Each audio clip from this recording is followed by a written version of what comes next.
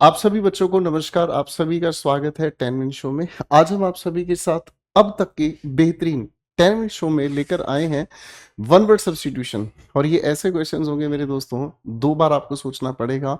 Examination अब इस level पर आपसे सवाल पूछ रहा है। तो आज की आप लोगों की है क्लास नंबर 13। ध्यान से पहले स्क्रीन को देखेंगे, आप आंसर्स बनाएंगे और उसके बाद फिर आगे बढ़ेंगे। ठीक है बच्चों, तो पहला सवाल आपके सामने है, टेक योर टाइम। आइए दोस्तों, अब इस सवाल का जवाब हम देखते हैं। द कंट्री प्लंज्ड, प्लंज्ड का मतलब होता है डूबना, ठीक है जी, सबमर्ज हो जाना। इनटू केओस, केओस का मतलब होता है डिसऑर्डर। तो कंट्री डूब गई डिसऑर्डर में। आफ्टर इट वाज, ठीक है ना, the it was thrown into a state, ठीक है ना जी, शायद यहाँ आफ्टर द वॉर लिखा है, ठीक है जी। After the war it was thrown into a state of political instability, है ना, राजनीतिक रूप से इसके अंदर अस्थिरता आ गई। Characterized by the removal of a leader by force, ठीक है ना जी। अब यहाँ हमें समझ में आ रहा है क्या चीज, कि जो इसका लीडर है ना, उसको ताकत के दम पर उसकी गद्दी से हटा दिया। अब इस सिचुएशन को लेकर कौन सा वन वर्ड सब्स्टिट्यूशन ज्यादा खूबसूरत यहाँ बैठेगा। अब आप यहाँ पर अगर कहने की कोशिश करेंगे तो यहाँ हमारे सामने आता है क्या चीज, रेवोल्यूशन। बाबू, रेवोल्यूशन का मतलब होता है क्रांति, ठीक है ना। ये बेसिकली होता क्या है, इसमें गवर्नमेंट को ही ओवरथ्रो कर दिया जाता है, समझ रहे हैं। इसके अंदर गवर्नमेंट को ही ओवरथ्रो कर दिया जाता है, लेकिन इसका जो पर्पस होता है वो ब्रोडर चेंज होता है, एक बहुत ही बड़े स्तर पर बदलाव लाना होता है। आपने इंडस्ट्रियल रेवोल्यूशन का नाम सुना होगा। जब इंडस्ट्रीज आई तो मैन पावर से जो काम करवाया जाता था उसको रोक दिया गया और उसकी बजाय मशीनों ने चीज़ों को प्रोड्यूस करना शुरू किया। तो ये ब्रोडर सेंस में ब्रोडर चेंज लाने की बात कर रहा है, तो ये वाली बात तो यहाँ पर वैलिड नहीं होगी। दूसरा शब्द यहाँ इंजरेक्शन। इंजरेक्शन का मतलब हमें क्या समझ में आता है, इसका मतलब क्या होता है, इनका मतलब हमें समझ में आया इनसाइड, ठीक है जी। जरक्ट का मतलब हमें क्या समझ में आता है, वापस जीवित होना। इसका मतलब हमें समझ में आता है एक तरीके के वायलेंट अपराइजिंग, ठीक है ना, एक तरीके की वायलेंट अपराइजिंग। अब ये वायलेंट अपराइजिंग होगी कहां पर, इनसाइड अ कंट्री, ठीक है ना, इनसाइड अ कंट्री और इनसाइड अ स्टेट, ठीक है ना जी। तो ये एक तरीके का विद्रोह है ना जी, एक तरीके का विद्रोह है। लेकिन इसके बिहेवियर को भी देखेंगे तो ये भी एक बड़े लेवल पर ही काम कर रहा है। इधर लिखा है रेबेलियन। रेबेलियन का मतलब क्या होता है, रेबेलियन का मतलब हमें समझ में आता है एक तरीके की बगावत करना, ठीक है ना। यानी कि यहाँ पर हम क्या उठा रहे हैं, रेजिंग आर्म्स, क्या उठा रहे हैं, हथियार उठा रहे हैं, किसके against, against the authority, authority के खिलाफ, है ना, यानी कि जो भी सिस्टम बना है उसके खिलाफ उठाना। तो ये वाली भी बात यहाँ नहीं चल पाएगी, क्योंकि क्वेश्चन के अंदर क्या है, कंट्री के अंदर डिसऑर्डर आ गया वॉर के बाद, जब इसको हटा दिया गया, it was overthrown a state of political instability. आगे क्या लिखा हुआ है, characterized by the removal of leader. Leader के रिमूवल को हम क्या कहते हैं, इस पॉइंट से अगर हम समझने की कोशिश करते हैं तो ये एक स्पेसिफिक सा मीनिंग बताने का काम करता है। और इसके लिए हमें जचाना होगा कूप, है ना। अब कूप का मतलब हमें क्या समझ में आता है, जब अचानक से वायलेंटली, अचानक से वायलेंटली किसी से पावर छीन ली जाए, ठीक है ना, सरकार से पावर छीन ली जाए या किसी भी लीडर से ले ली जाए, या फिर किसी भी तरीके के लीडर को अचानक से ताकत के दम पर पद से हटा दिया जाए। पाकिस्तान में कई बार ऐसा हुआ है कि जब मिलिट्री शासन स्थापित होता है तो मिलिट्री शासन स्थापित होने के लिए कई बार ये देखा गया है कि वहाँ के जो भी प्रेसिडेंट है उसको हटाकर कोई भी मिलिट्री मैन अपने आप को प्रेसिडेंट डिक्लेयर कर देता है, दैट इज कॉल्ड कूप। यहाँ आपको पूरी डिटेल मैंने इसकी दे दी है मेरे बच्चे। क्वेश्चन नंबर 2 को ध्यान से पहले आप पढ़ेंगे, सोचेंगे और इसका आंसर बनाएंगे। सवाल लिखा है a feeling of apprehension. Apprehension के दो अर्थ होते हैं, एक होता है एबिलिटी टू अंडरस्टैंड, ठीक है ना, एबिलिटी टू अंडरस्टैंड, है ना, एक ऐसी योग्यता जिसमें समझ होती है, ठीक है। और इसी एप्रीहेंशन का एक और मतलब होता है कैद, ठीक है ना जी, जब किसी को बंदी बना लिया जाता है, जब किसी के मूवमेंट को रोक दिया जाता है, ठीक है ना। एप्रीहेंशन इन टेंस। बाबू, टेंस के बारे में अगर हम समझने की कोशिश करते हैं तो टेंस का मतलब होता है तनाव, ठीक है ना, जिसे हम कहने की कोशिश करते हैं एक परेशानी वाला समय, ठीक है ना। ओके जी। तो अब यहाँ पर टेंस सिचुएशंस में एक इंसान को अपने अंदर एक कैद फील होती है, उसको ये फील होता है कि यार अब वो कुछ कर नहीं पाएगा।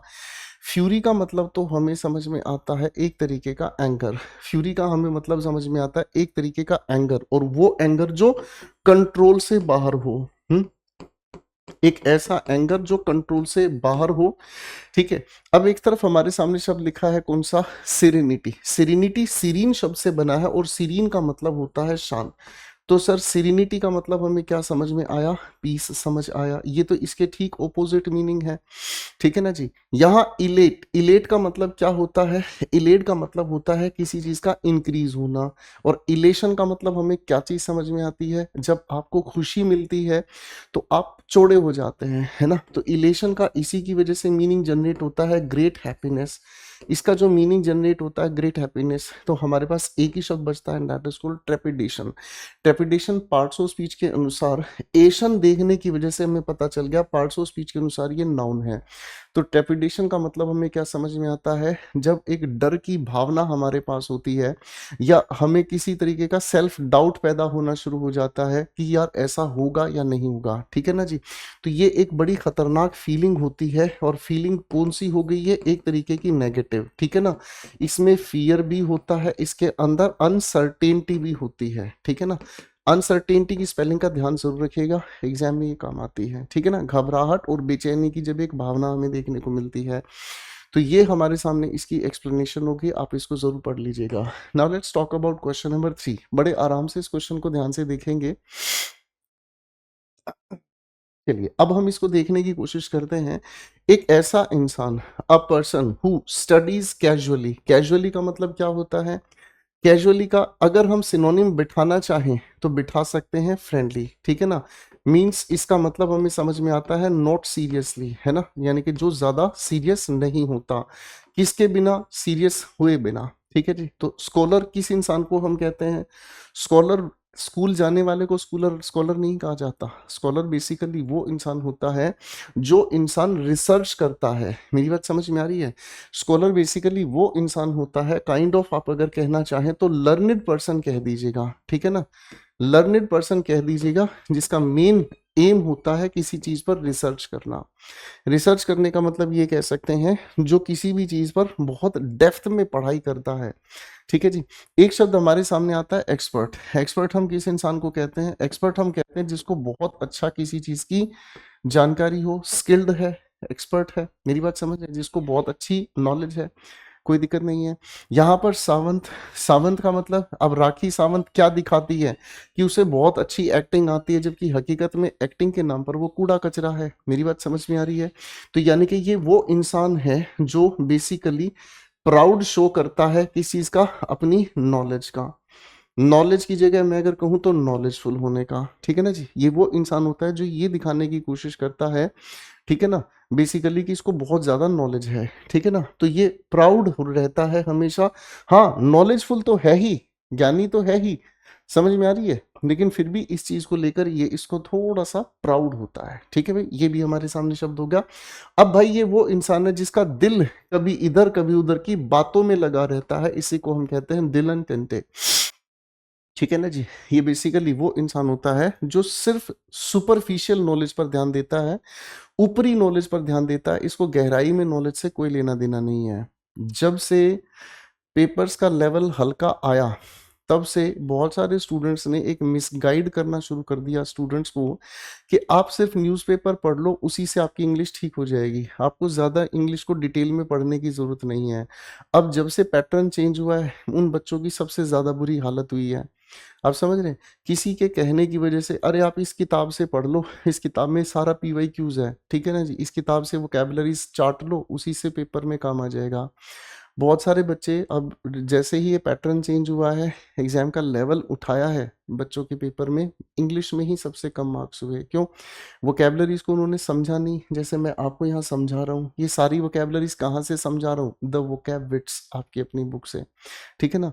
बच्चों ने वोकैबुलरीज को समझा नहीं है ना, ग्रामर को ठीक ढंग से गहराई से समझा नहीं है, वो सावंत बने नहीं है। अब नहीं बने तो पेपर में वही सीधे टू द पॉइंट रूल ढूंढ रहे थे, वो सर 60 रूल्स में तो ये लिखा था, ये रूल तो यहाँ फिट बैठ नहीं रहा, पेपर में छोड़कर आगे। इसीलिए मैं कहता हूँ बेटा, अगर आपको डिटेल में अब की बार आखिरी बार सिलेक्शन के लिए तैयार होना है तो आप मेरे वाला बैच करियरविल ऐप का ज्वाइन कर सकते हैं।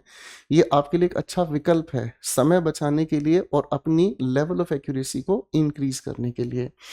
इन सभी के आंसर्स आप सभी के सामने हैं। क्वेश्चन नंबर 4 को पहले एक बार ध्यान से आप पढ़ेंगे बच्चा।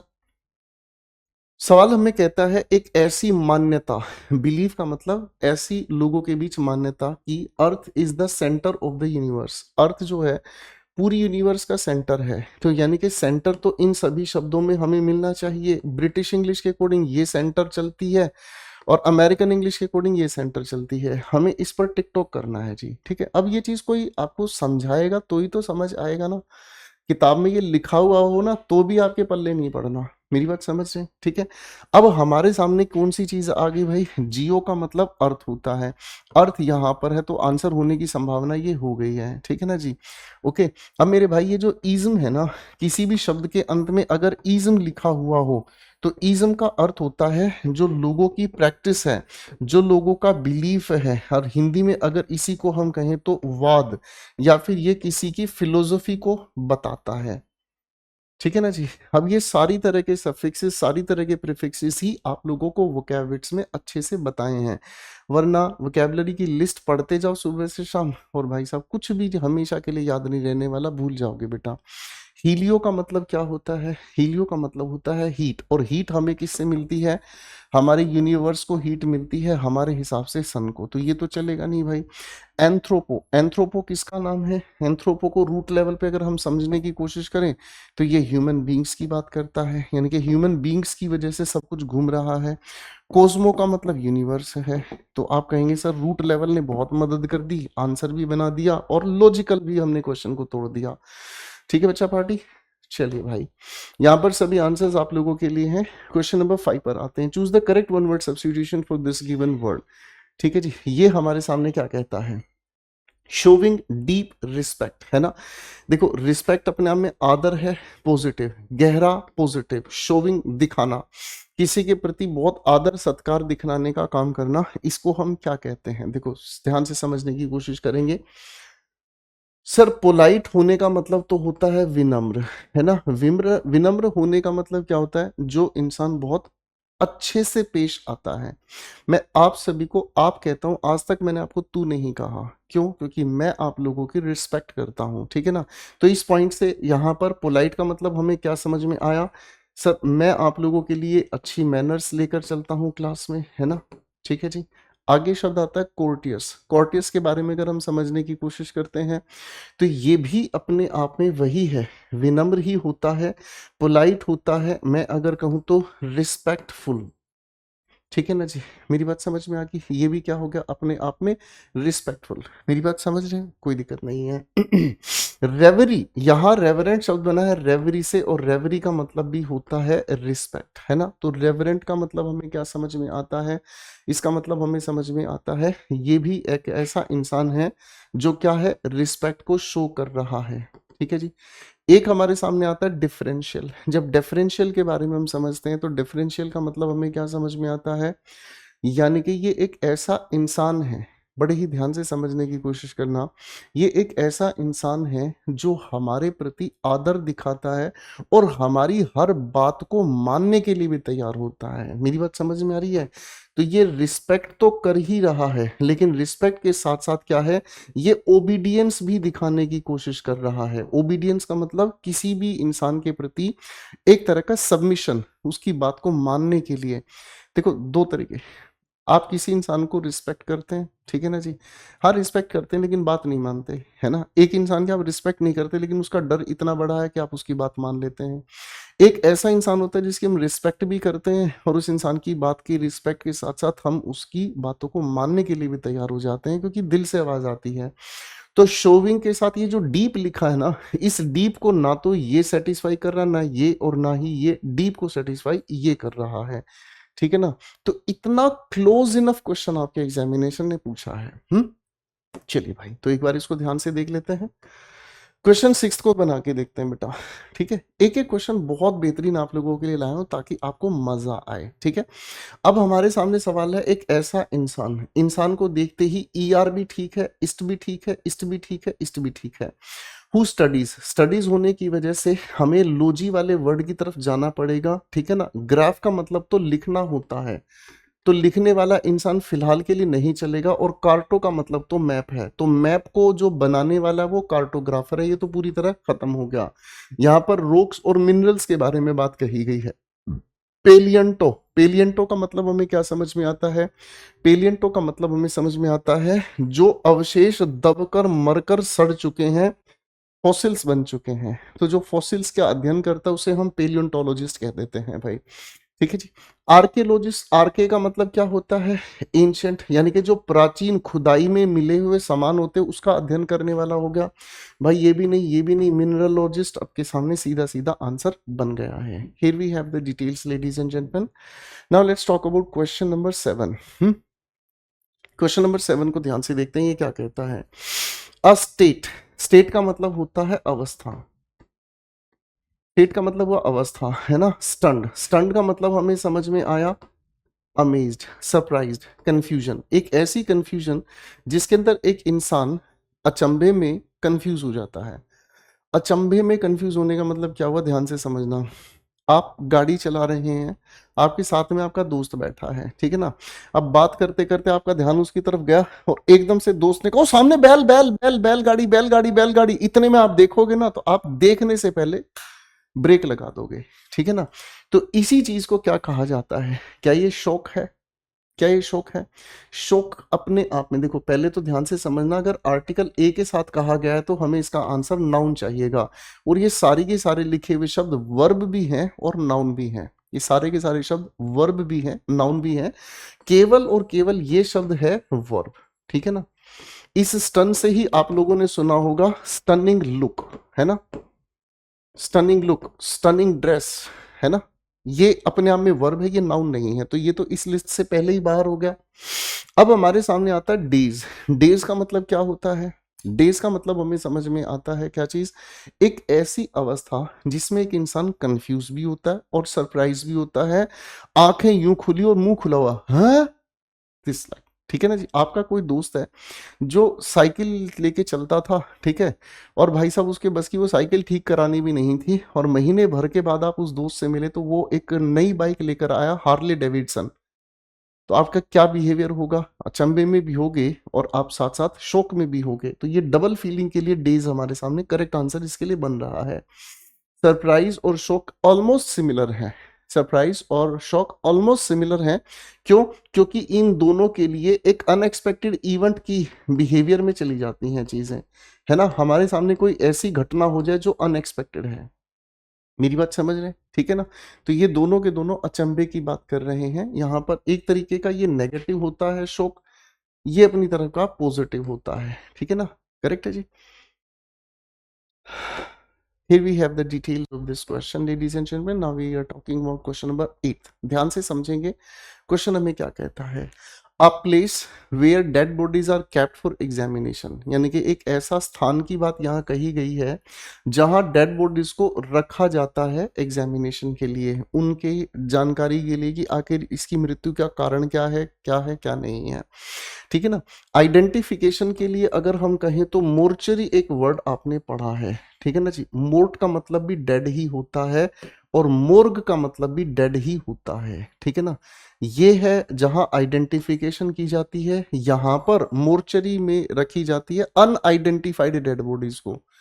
रोड साइड कोई डेड बॉडी मिली, पुलिस को फोन किया, पुलिस उठाएगी, उसको कहाँ लेके जाएगी? सर उसको सीधा पहले हॉस्पिटल में थोड़ी देर के लिए ले जाएंगे वेरीफाई कराने के लिए, उसके बाद उसको मोर्चरी में रख दिया जाता है, ठीक है ना जी। हॉस्पिटल अलग ही स्थान है, क्लिनिक अलग स्थान है, सिमेट्री अलग स्थान है। सिमेट्री तो वो स्थान है जहां पर कब्र को दफनाया जाता है, ठीक है ना जी। कब्र को नहीं, मतलब शव को, ठीक है। Here we have question number 9। A stain, stain का मतलब होता है दाग, धब्बा, दाग या धब्बा। Caused by a discolouring substance, एक ऐसा सब्सटेंस जिसका कलर डिस हो गया, मींस डाउन हो गया, जिसमें रंग जो है वो बदल जाता है, उसे हम क्या कहते हैं? स्पॉट, स्पॉट का मतलब क्या होता है? स्पॉट का मतलब हमें समझ में आता है, जैसे आपने स्पॉटलाइट देखी है भाई, ये एक स्टेज है, ठीक है जी, यहाँ एक परफॉर्मर खड़ा हुआ है, ऊपर से एक स्पॉटलाइट चालू होती है जो लाइट इस तरीके से फेंकती है अपनी पूरी की पूरी रोशनी। तो ये बेसिकली एक तरीके का क्या है, राउंड मार्क है, राउंड मार्क है ना। आपके सामने चार पिक्चर्स दिखा दी जाती है और कहा जाता है स्पॉट द डिफरेंस, तो डिफरेंस को आप एनसर्कल करते हैं कि ये डिफरेंस है। समझ आ गया भाई, हाँ कि नहीं? मार्क का मतलब क्या होता है? मार्क का मतलब होता है किसी चीज पर निशान लगाना। मार्क का मतलब क्या हुआ? किसी भी चीज पर निशान लगाना, ठीक है ना। यानी कि ये अपने आप में एक तरीके का ट्रेस हो गया है ना, जिसको हम देख सकते हैं, चिन्हित कर देना है ना। आपके पास तीन शर्ट हैं, ठीक है ना, तीनों की तीनों वाइट शर्ट है, आपको किसी फंक्शन में पहननी है, ठीक है ना। तो तीनों में आप एक को मार्क लगा लेते हैं कि भाई ये वाली मेरे को पहननी है, ये नहीं पहननी, इनमें थोड़ा थोड़ा दिक्कत है, ये वाली जो बिल्कुल साफ सुथरी है तो ये मैं पहनूंगा, ठीक है जी। स्मज को हमारी क्लास की लड़कियां बहुत अच्छे से बता सकती हैं, वो काजल लगाती हैं, काजल लगाने के बाद थोड़ा सा मतलब बॉयफ्रेंड ने धमका दिया, आंसू आते ही सारा का सारा काजल फैल जाता है, भूतनी बन जाती है, कुमोलिका बन जाती है। ये क्या है? स्मज हो जाना, ठीक है ना। यानी कि इसका मतलब क्या होता है? ये एक अपने आप में डिसफिगरेशन है डिसफिगरेशन है किसी भी चीज का, लेकिन इसमें रंग उड़ना नहीं है, इसमें रंग उड़ना नहीं है। मैं इसको अगर कहूं तो ब्लर्ड मार्क कह सकते हैं, है ना, धुंधला सा मार्क हो जाना, यानी कि एग्जैक्ट ना रहना। तो ब्लॉट इसके लिए करेक्ट आंसर हो जाएगा, ठीक है ना जी। ब्लॉट अपने आप में दाग हो सकता है, धब्बा हो सकता है, अगर मैं कहूं तो स्टेन इसके लिए कहा जा सकता है, ठीक है ना जी। बहुत अच्छा शब्द है ये भाई, ठीक है बच्चा पार्टी। तो क्वेश्चन नंबर 10 को ध्यान से देखते हैं। A person who lives in a foreign country, तो ये क्वेश्चन आप लोगों के लिए होमवर्क में मैं दे रहा हूं, आप इसको जरा घर पर आराम से देखेंगे। हर एक शब्द की डिटेल मुझे कमेंट सेक्शन में आप देंगे, करेक्ट आंसर भी आप देंगे, और याद रखिएगा पार्ट्स ऑफ स्पीच के अकॉर्डिंग भी ध्यान देखेंगे कि ये यहाँ पर अ पर्सन पूछ रहा है, तो यानी कि इसका आंसर हम लोगों को नाउन चाहिए। अब इनमें से कौन सा वो नाउन है वो आप लोग मुझे कमेंट सेक्शन में बताएंगे। तो आज के लिए इतनी ही बात रख लेते हैं। थैंक यू सो मच, मज़ा आया। सेशन को लाइक शेयर और पूरे चैनल को सब्सक्राइब ज़रूर करें। इसी के साथ साथ आप लोगों के लिए जो वोकैब विट्स की है क्लासेस, वो इसी यूट्यूब चैनल पर चलती हैं, गोपाल वर्मा इंग्लिश पर, उनको भी ज़रूर देखिए ताकि वोकैबलरी हमेशा के लिए आपकी ताकत बन सके। Bye everyone.